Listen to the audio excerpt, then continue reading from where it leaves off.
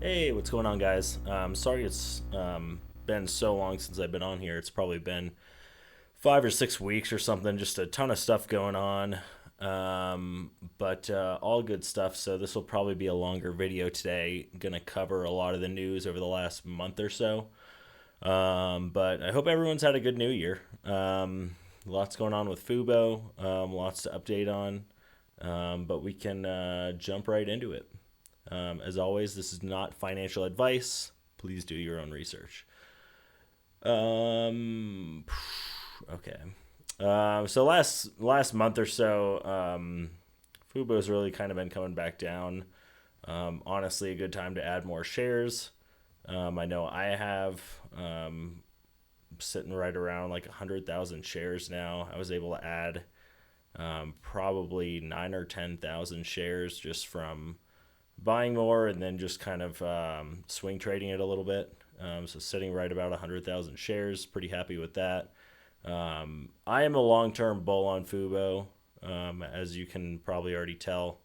Um, but in the meantime, we're still getting a lot of this volatility.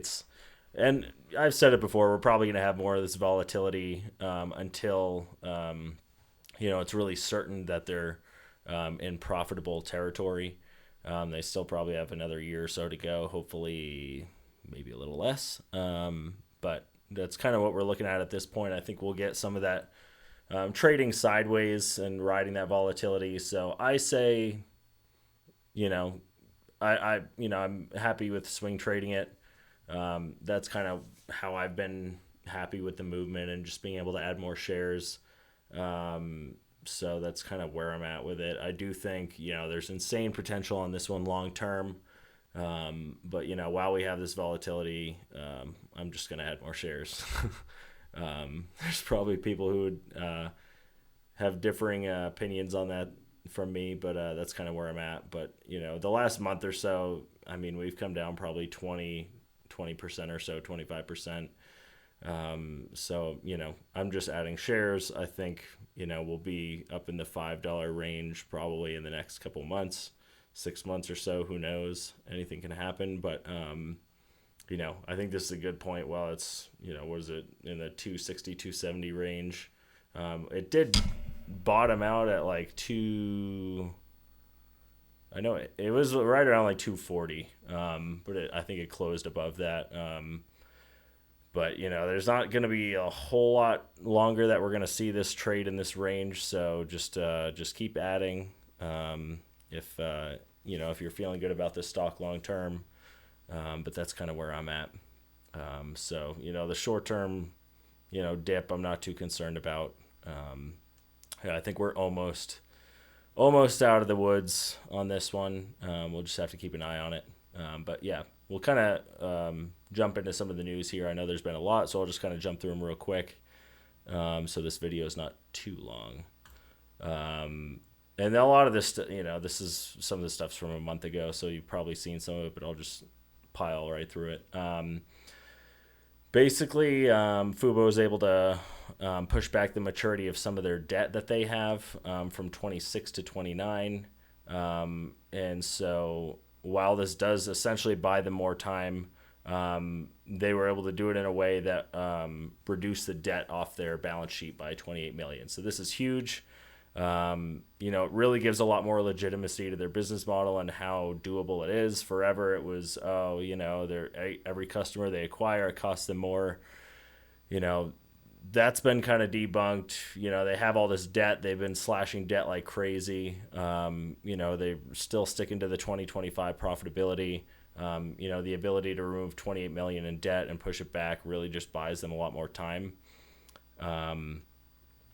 So this was a big piece of news. Nothing really happened with it. When was this? January 2nd. Not really much came out of it.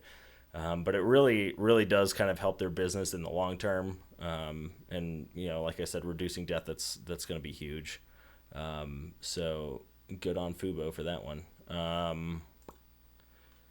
The other one, so Fubo partnered with EDO, basically for measuring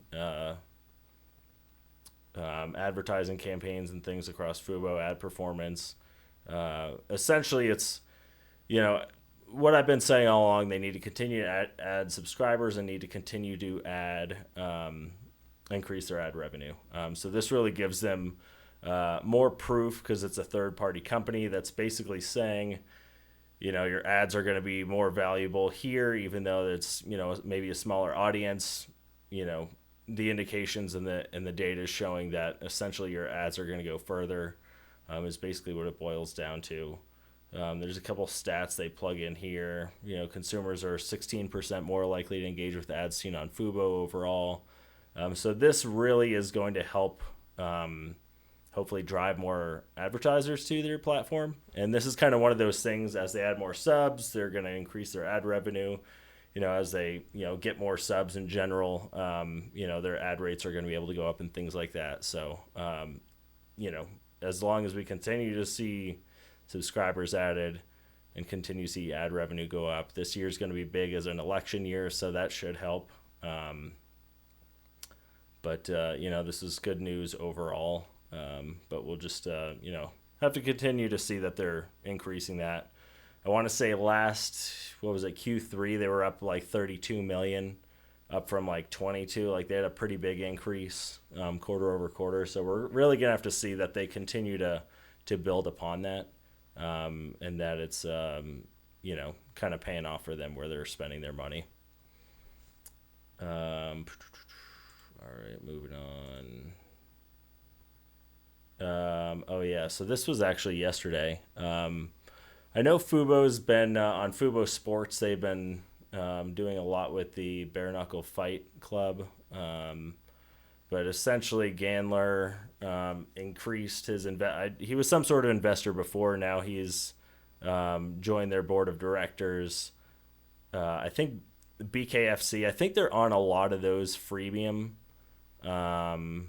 kind of channels, like the Samsung TV and Freevee, and a lot of those fast type channels where it's the free ad supported TV. So I know Fubo Sports has a channel on a lot of those, but it kind of makes me wonder if Gandler's trying to get it to be like a pay-per-view strictly on Fubo. I'm going to get into it in a little bit more detail later, but it sounds like he's, instead of just having like a premium model where it's, at this point it's like $80+ a month, it sounds like they're looking at other ways to get people in. They have the fast channels. So that's really their only kind of freemium model at this point, but they're trying to build upon that. And, if he's maybe trying to diversify it, and instead of just having it, these more expensive tiers compared to everything else, if he wants to do like a free model with just like their own version of free TV or cheaper plans or pay-per-view, it sounds like, based on what Gandler spoke on at the Needham Growth Conference, they're really kind of running a lot of tests to see where they're likely to get a lot more subscribers from. So that's pretty interesting to see. It's all along, it's been kind of, we want this expensive tier plan where we want to have, all of our subscribers are more valuable because they're willing to spend more of that discretionary income. This will be kind of interesting to see how this pays off. But the Bare Knuckle Fight Club, it'll be interesting to see what the plan is here. Obviously, things like UFC have blown up in the last 10, 15 years. This one, I honestly don't know much about it. I've seen it on Fubo a couple times, but I really don't follow it too much. It sounds like it is growing pretty quickly, but that'll be kind of interesting. I mean, if, from what I can tell from him, he's trying to essentially get in on the ground floor, and, if this is something where it grows and he's able to do like a pay-per-view exclusive type deal with BKFC, then it could be another way to drive more subs. So it'll be kind of interesting to see how it plays out here. Moving on, this one was huge. This was a couple days ago. The YouTube channel Down Badly. He's awesome. He has a ton of videos. He did a real deep dive on this one. So go check his video out. But really, really an interesting kind of tech here. I mean, it's essentially their first stab at this sort of technology. A couple of years ago, they acquired Edison AI, which essentially is reading, video and audio from each channel and, kind of uh, being able to make decisions and kind of change the type of content you're seeing on Fubo itself. So this one, in this case, it's uh, relating to news, which will be another big thing for the election year this year. But basically, what it does is it's taking the content that's on the news being presented, and instead of it just saying, here's your Fox 21, whatever stamp here of what you can click on, it'll kind of give you a little read ahead of what's happening, what they're talking about on the news. So really pretty cool tech. It's from the way I'm interpreting it, this is kind of their first stab at seeing how they can use it, kind of testing it out, seeing how it works, seeing how people respond to it, if it drives more traffic to those channels. Um, you know, as far as I can tell, it really is that kind of test, but there's a million different ways that this can be used for. So it's really kind of cool, how they're, trying to have real time interaction with the kind of content that's on there and being able to update, live is honestly pretty cool. There is a demo on here. We don't have to go through it on here. Just it's on there for you to check out. But that's essentially what it does. But I mean, this can really be huge because, and I'll kind of dig into it later on this. I want to go into the Needham Growth Conference next, but really this is, and Gandler's kind of talked about how he wants to be a super aggregator. He keeps using that term of super aggregator, which from what I can tell, they're collecting all this data on their users, and they're trying to get more information on their users of how they're operating and how they're thinking and what kind of content they interact with. So this, there's a million different ways he can use this as far as, if there's different topics people want to follow, and it'll basically pull from all these different places, anytime, a certain name or a stock or whatever is mentioned, it'll pull it in. And that's almost like they're kind of getting into like these social media platforms, though, where it's like you follow certain content and it'll give you that. It's like that's almost what Fubo is getting into, where it's not necessarily just TV and channels flipping around. Like you can go and just get your little sound bites of little quick bits of information that are coming out.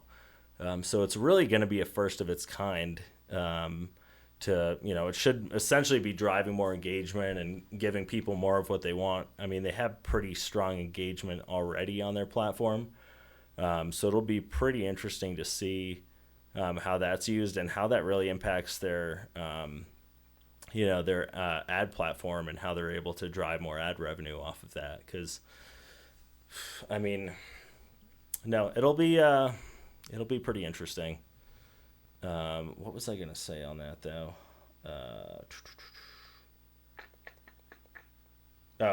Basically, because I was thinking of it almost like that's kind of like what NFL Red Zone does.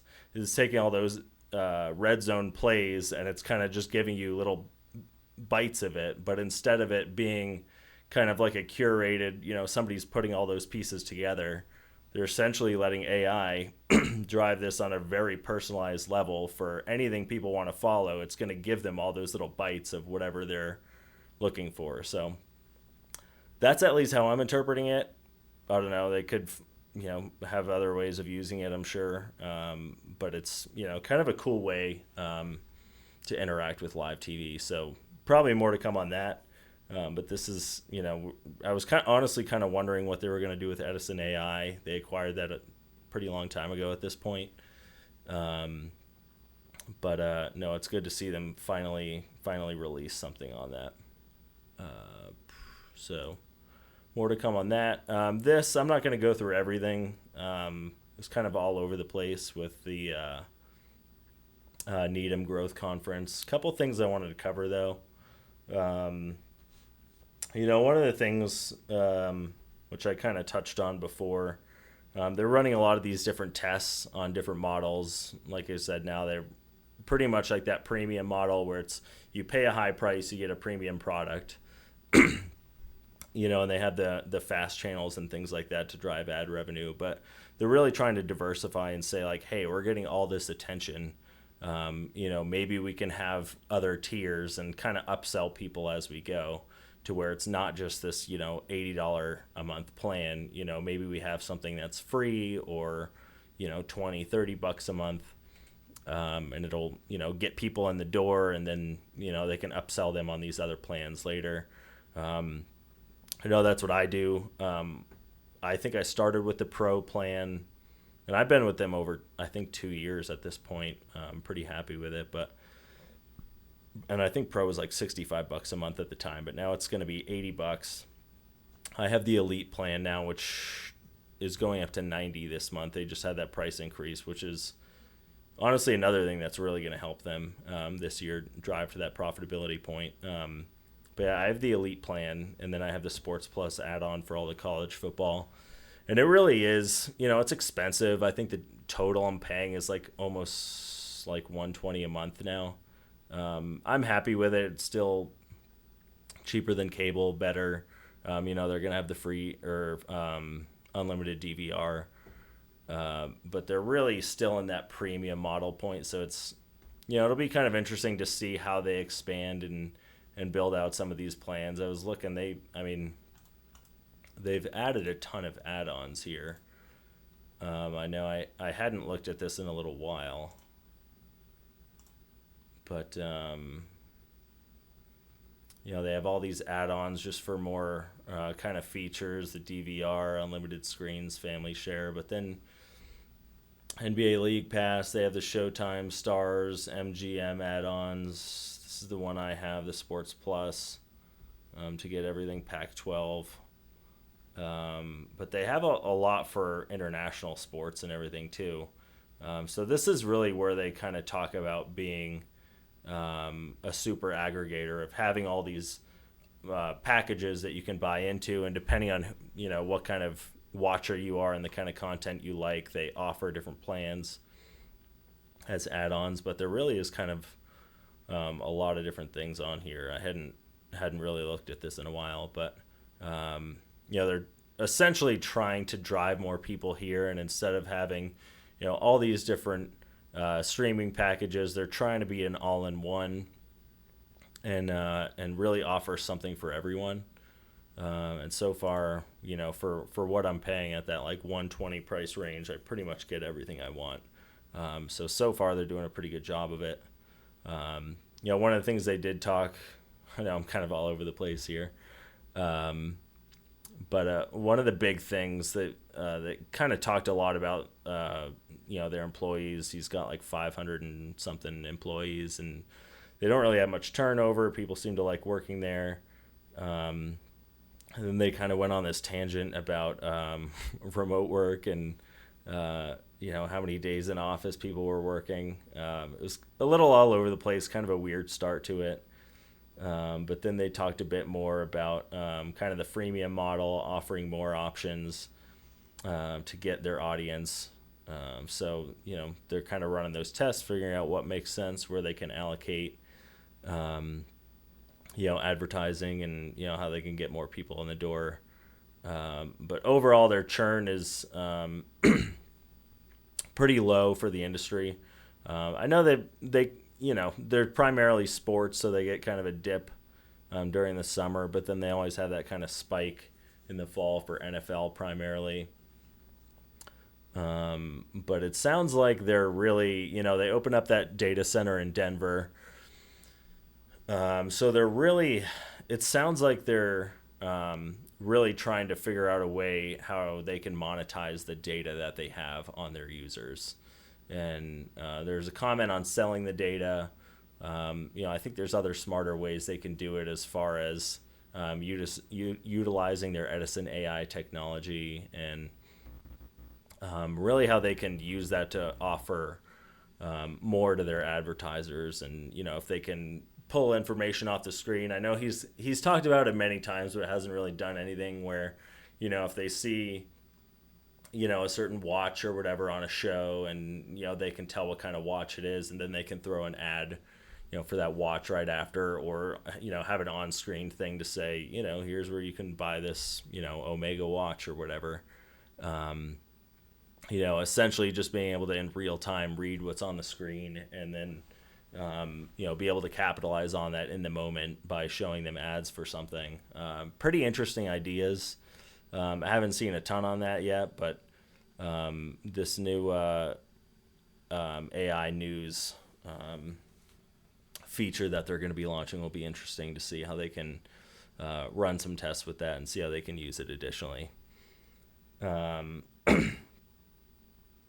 I have a couple notes here, but one of the things he did offer up as kind of something he was talking about was a lot of these like packages and things like you have on Amazon Prime and some on Roku and things like that. Everything is very fragmented, where you have all these different apps, and it's you have your platform, and then you pay for all these different apps that are on here, and it's very fragmented is the word he uses, to where every time somebody clicks on an app and goes in there, it's like it kind of cleans the slate every time they're looking at their information. You're not getting a full profile on that user every time they're clicking on a different app.